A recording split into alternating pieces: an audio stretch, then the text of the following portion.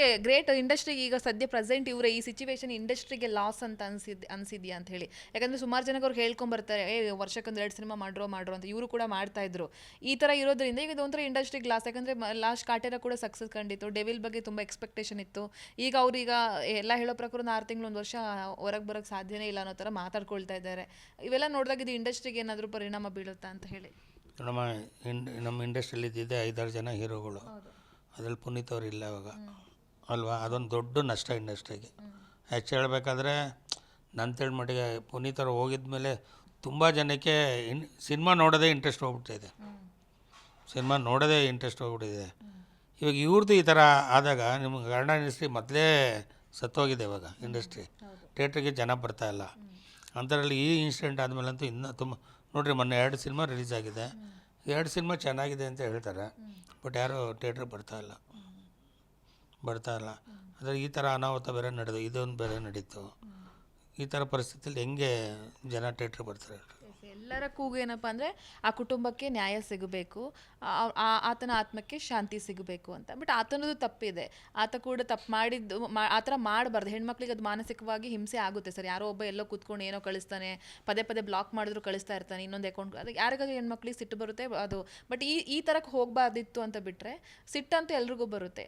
ಆ ಫ್ಯಾಮಿಲಿಗೆ ನಿಮ್ಮ ಕಡೆಯಿಂದ ಏನಾದ್ರು ಹೇಳೋದಾದ್ರೆ ಸರ್? ನೋಡಮ್ಮ, ರೇಣುಕಾಸ್ವಾಮಿ ಒಬ್ಬ ಫಾರ್ಮಸಿ ಇದರಲ್ಲಿ ಎಂಪ್ಲಾಯಿ. ಅವನಿಗೆ ಸಂಬಳ 20,000 ರೂಪಾಯಿ ಸಂಬಳ.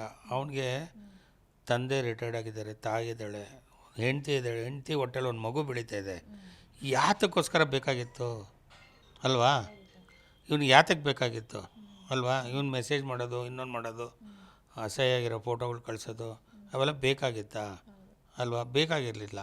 ಅವ್ರು ಯಾರನ್ನೋ ಮೆಸ್ಸಕ್ಕೆ ಹೋಗಿ ಇವ್ನು ಮಾಡೋಕ್ಕೆ ಹೋದರೆ ಅವ್ರ ಫ್ಯಾಮಿಲಿ ಅವ್ರು ಸರ್ ಮಾಡ್ಕೊತಾರೆ ಅಲ್ವಾ? ಇವನಿಗೆ ಸಂಬಂಧ ಇಲ್ಲದ ವಿಷಯ ಅಲ್ವಾ? ಇವನು ಸಂಬಂಧ ಇಲ್ಲದ ವಿಷಯಕ್ಕೆ ಇವಾಗ ಅವ್ನು ಸತ್ತಿರೋದ್ರಿಂದ ನಾವೇನು ಮಾತಾಡೋಕ್ಕಾಗಲ್ಲ. ತಪ್ಪಾಗ್ಬಿಡುತ್ತೆ. ಏನಪ್ಪ ಸತ್ತೋರ ಬಗ್ಗೆನೇ ಮಾತಾಡ್ತಾರೆ, ಇವ್ರಿಗೆ ಮನುಷ್ಯತ್ವ ಇಲ್ವಾ ಅಂತಾರೆ. ಬಟ್ ಅವರು ಮಾಡಿರೋದು, ರೇಣುಕಾಸ್ವಾಮಿ ಮಾಡಿರೋದು ತಪ್ಪೇ. ಬಟ್ ಆ ತಪ್ಪಿಗೆ ಇಂಥ ದೊಡ್ಡ ಶಿಕ್ಷೆ ಬೇಡಾಗಿತ್ತು. ಫೈನಲಿ ಹೊರ ಬಂದ ಬಳಿಕ ದರ್ಶನ್ ಅವ್ರಿಗೆ ನಿಮ್ಮ ಕಡೆಯಿಂದ ಏನಾದರೂ ಒಂದು ಹೇಳೋದಿದ್ರೆ ಹೇಳಿಬಿಡಿ. ಯಾಕಂದರೆ ಅದು ಆಮೇಲಾದರೂ ಅವ್ರು ನೋಡಬಹುದು ಅನ್ನೋದು ಉದ್ದೇಶದಿಂದ. ಹೊರಗಡೆ ಬಂದಮೇಲೆ 12-15 ವರ್ಷದಿಂದ ಹೇಗಿದ್ದೆ ದರ್ಶನ್ ಹಾಗೇ ಪರಿವರ್ತನೆ ಆಗುವಂತ ಬಯಸ್ತೀನಿ ಅಷ್ಟೇ. ಜಿ ಕನ್ನಡ ನ್ಯೂಸ್ ಈಗ ನಿಮ್ಮ ಮನೆಯಲ್ಲೇ ನೋಡಿ. ಎಲ್ಲ ಕೇಬಲ್ಗಳಲ್ಲಿ ಈಗ ಲಭ್ಯ.